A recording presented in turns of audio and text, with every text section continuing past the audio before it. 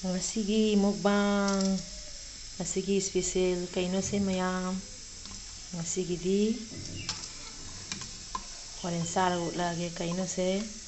nganu thongba mayam Kuramjari mayam puna maku aigi channel siga jengbi ba ichinaw mayam subscriber mayam aigi nungsireba ichinanaw ima ipa adugagidi mayam jengbi ba ichinaw mayam puna maki mafamda akhoi ani na ikok nonjari kuramjari adudi mayam aikoi ngasi viewer mayam subscriber mayam bo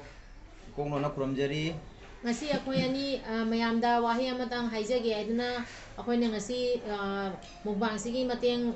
lauraga social media siga akhoi na thamjariba channel sigi mingse akhoi ondok jage ado mayam da asi haijage ana aina ngasi चाद्री मांगदा असी वाही से हाइजबनी मयाम कोई मपान lambda लेजरबसु मितै मिंगसे यामना पामजबा अदुना मितै मिंगदो न ओंधोक सरगे दो मिंगदोदी पारी इमोम हाइना थोन पारी इमोम मुबांग हाइना थोनजरगे मयाम सपोर्ट तोबियो मयाम ना नुसिबिदुना एगी चैनल असिबु पारी इमोम मुबांग हाइना अखोइना थोनजरे अदो मयाम ना नुसिबिदुना सपोर्ट तोबियो अखोइना मेतै से जाम पामजबनीना अदुना मेतै की ममिंग से ओइना थोनजरे अखोई मणिपुर लेबा इचिनाव मयाम पुनमकुसु इकोक नोंजरी अखोई आसाम लेबाक लेबा इचिनाव मयाम अदुई मपान लमदम लेबा इचिनाव मयाम पुनमक्ता अइना अखोई चैनल असिबु सब्सक्राइब तोबिउ हाइना इकोक नोंजरी सपोर्ट तोबिउ मयाम नोंगसीदगी एगी चैनल सिगी मिंग पारी इमोम मुबांग हाइना थोनजरगे मयाम अदो मयाम ngasiगी मथियन सिदी अमु उचरागे असि मयाम nganu thongba leire adugagidi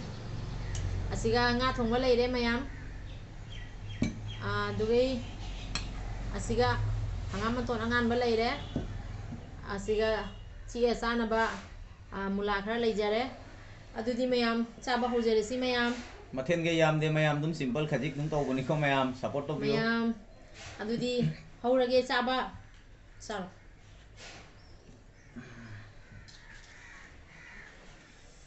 chaba hojarage mayam saba hore mayam hoi chinaw mayam aigi subscriber mayam busu aina khurumjari adugidi akhoigi aigi viewers mingoina panbada yam nungsiraba surja sinam adu yam nungsi inauna aigi channel se mingon thobani inauna yengbiu nungsibiu asum support to biu inaw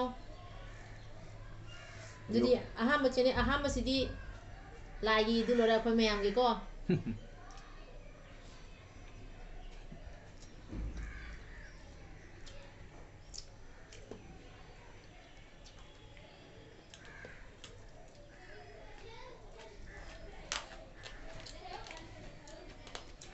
ꯑꯩꯈꯣꯏꯁꯦ ꯃꯄꯥꯟꯗ ꯂꯩꯔꯒꯁꯨ ꯏꯁꯥꯒꯤ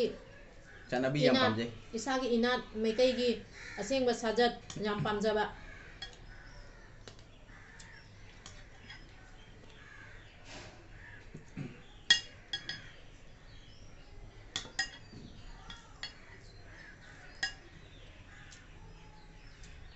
ꯏꯃꯣꯏꯅꯨ ꯖꯧꯔꯦ ꯃꯌꯥꯝ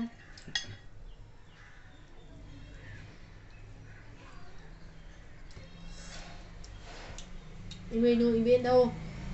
không chào không bị gì tàng hôm đã tả đấy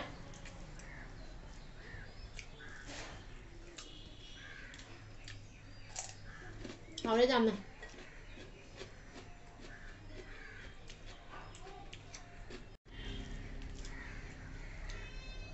Pari mua mukbang channel sibu mayam na nungsibio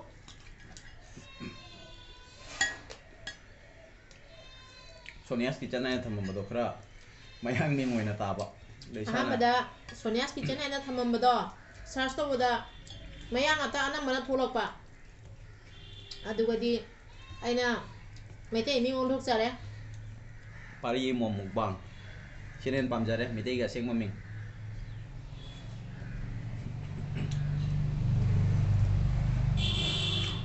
ahambada di aina channel se asum hanga thamani sumaina YouTube semge video thangat ke khalu diaba mujik thangala bani na aina su channel maming se mete guna thammage khama panda le nga su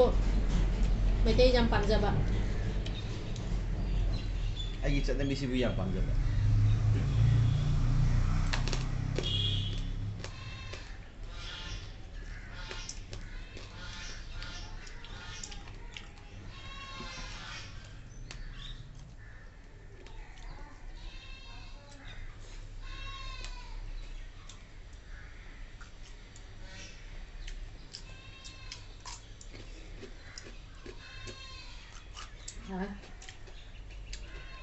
ꯍꯥꯎꯔꯦ ꯃꯌꯥꯝ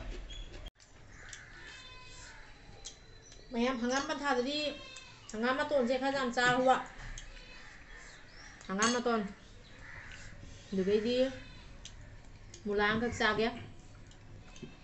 ꯃꯆꯥ ꯈꯟꯒꯦ ꯑꯆꯧꯕ ꯆꯥ ꯉꯝꯃꯣꯏ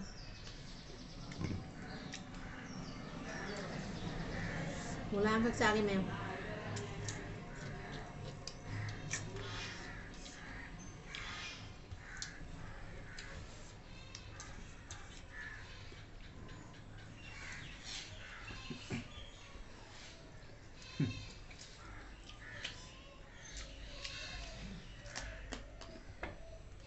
ꯑꯩꯈꯣꯏ ꯁꯤ half boil ꯆꯥꯏꯁꯦ ꯃꯌꯥꯝ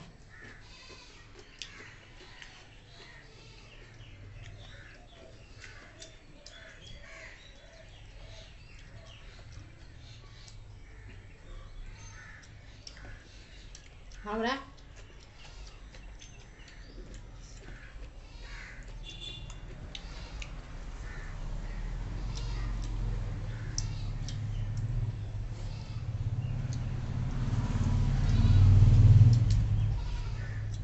ꯂꯣꯏꯁꯜꯂꯒꯦ ꯆꯥꯕ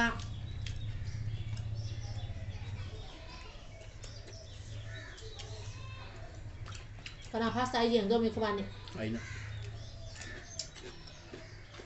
ꯑꯩꯅ ꯐꯥꯁ ꯇꯥꯗꯣꯏꯅꯤ ꯄꯥꯔꯤ ꯏꯃꯣꯝ ꯃꯨꯛꯕꯥꯡꯁꯦ ꯄꯥꯔꯤꯅ ꯐꯥꯁ ꯇꯥꯕ꯭ꯔꯥ ꯏꯃꯣꯝꯅ ꯐꯥꯁ ꯇꯥꯕ꯭ꯔꯥ ꯌꯦꯡꯉꯁꯤ ꯃꯌꯥꯝ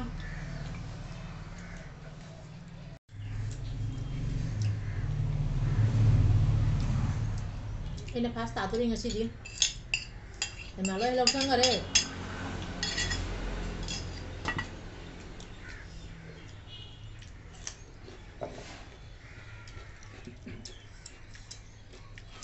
ꯍꯥꯎꯔꯦ ꯅꯪꯁꯨ ꯍꯥꯎꯕꯁꯨ ꯋꯥꯒ ꯉꯥꯡꯗꯔꯦ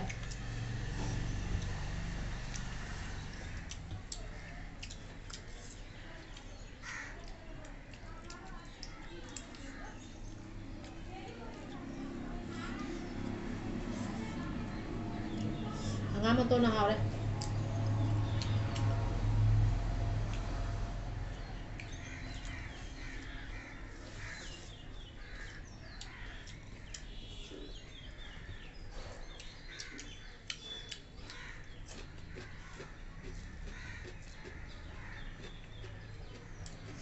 mayam New Year da channel mi su na ndok chare handak chahi siga 2023 ja lakpada koi changing oire na mayam na pari mom mukbang sibu nusibiu support to biu like share comment to ba kaubi ganu mayam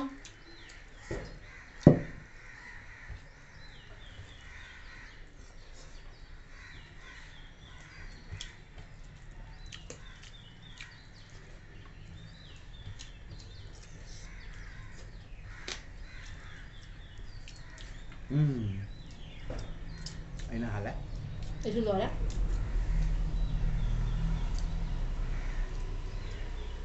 mayam aina halé mayam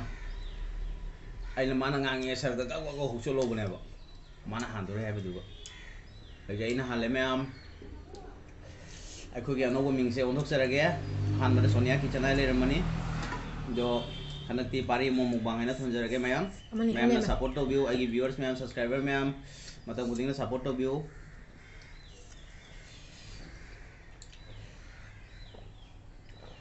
ꯃꯣꯔꯣꯛ ꯁꯥꯏ ꯑꯩ ꯃꯣꯔꯣꯛ ꯆꯥꯕ ꯉꯝꯗꯦ ꯉꯁꯤꯒꯤꯗꯤ ꯈꯨꯠ ꯍꯥꯝꯖꯔꯒꯦ ꯃꯌꯥꯝ ꯁꯤꯒ ꯃꯔꯨ ꯈꯔ ꯂꯦꯝꯃꯦ ꯑꯩꯁꯨ ꯍꯥꯝꯖꯔꯒꯦ ꯃꯌꯥꯝ